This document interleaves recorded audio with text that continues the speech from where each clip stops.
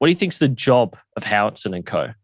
Yeah, well, there's this framework that Millward Brown came up with a number of years ago around how to create brand power. And brand power is essentially a proxy for commercial growth, which is therefore shareholder value. And that just dimensions are meaning, difference, and salience. So if you can have your brands have high meaning, high difference, and high salience, in theory, you should grow faster and better than other brands and therefore create shareholder value. So meaning is all about the emotional attachment that we have to a brand. Difference is the things that I can point out around why that brand is different. And then salience is the ability for us to remember that brand when we're leaning into a product occasion or a purchase occasion, which is very similar to Byron Sharp's mental and physical availability theory. So the job of an agency, any agency, but if we're talking about mine, the job of Howatson Company is essentially to shift through all the noise and focus on what is going to drive meaning, difference, and salience within your brand. If we're using that framework, there's lots of other frameworks. I just find that's a really simple one to talk to. I think Australian marketers have, all of us as an industry, I think has intellectualized brilliantly over the last decade.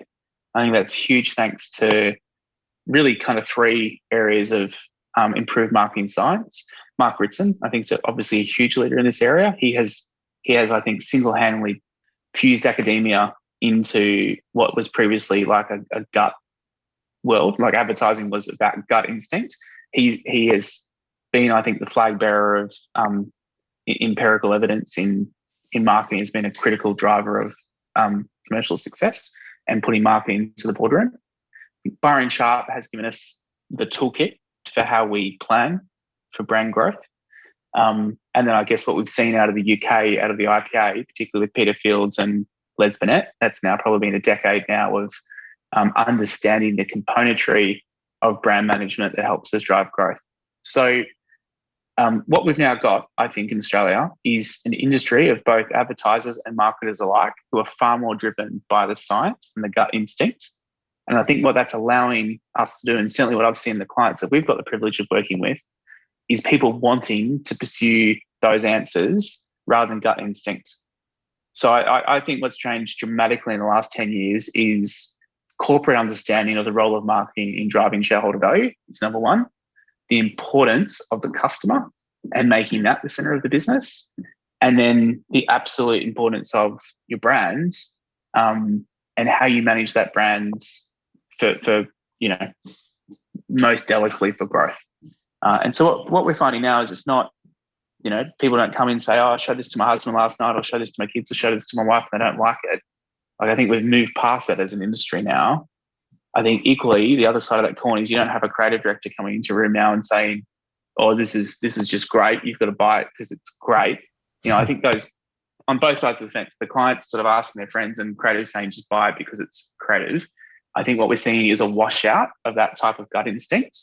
And now I think we're still seeing plenty of leap-based decision-making, inductive decision-making, but it's because we've been able to distill out all the noise and get down to what we think are the codes of that brand and the opportunities for that brand to go and find market share growth. And then that's what we're doing. So that's, I don't know, that should have been simple. I don't think I explained it very simply, but I think the role of the agency now isn't just to kind of come up with pretty pictures and an idea. The role of an agency now is really help an organization navigate around the customer and manage the brand. And I guess direct that investment with however it goes. It could be investment into technology. It could be $10 or $20 million into the right MarTech stack. That is something an agency would have never previously advised on. It could be around data and privacy compliance. One of the things that we do for all of our clients and for prospective new clients is we hack their website. We literally benevolently hack their website as if we were a malicious attacker, and we find all the ways that somebody could get confidential data or get customer data or change content on your website for malicious effect, because to your question before, they are all dimensions of a brand ideal. So if security disappears and that's gone. So I guess what I'm kind of getting to is essentially what good agencies should do now, and certainly what we're aspiring to do, is how we help create positive influence on people and culture inside the organization and outside the organization. So outside the organization is your ad, is your customer experience, is your website. Inside the organization is your data architecture, your technical systems, your people and process and governance. And when those two worlds come together, I guess it was traditionally advertising world and consultancy world. When you bring those two worlds together, all of a sudden you've got a pretty vital business partner that you're wanting to have a long-term relationship with, not someone that you just want to give a brief to and see what pretty pictures come back for your next ad campaign. So it's a fundamental shift in the relationships we're having. Yeah, it sounds like a big shift. It almost sounds like some of the scope would encompass things that ordinarily would be touched by a consulting agency. Am I wrong in that assessment? No, that's absolutely what it is. But I think what we're finding is that clients have a bias to action. So they want the strategy. So they want to identify the insight. They want to turn that into a strategy and then turn that into an action plan that can drive the transformation for immediate outcome. And, I think there was some slurs thrown from the advertising side of the fence, the consulting side of the fence, maybe a couple of years ago, that the consultants just write decks and don't actually execute. And that, the converse to that was that agencies just do pitches but don't do any thinking higher up the food chain. I just think that was just new kids in the playground getting to figure out how to work with each other and how to play together. The truth is both do bits of each. There's not that sort of binary cutoff. But yeah, it is the model. It's bringing all those two things together. And then what clients really appreciate is they have less time than ever before, less resources.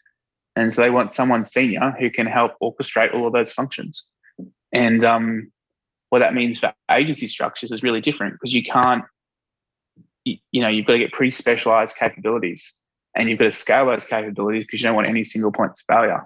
So the commercial structure of agencies now is very different to what it was previously, where you would have a whole lot of essentially project managers and organizing roles on a retainer.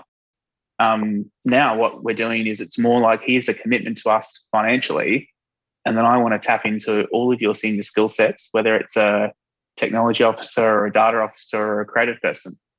And so the fluidity in skill sets is constant, because you don't need all those skill sets all the time. You just need them for a bit.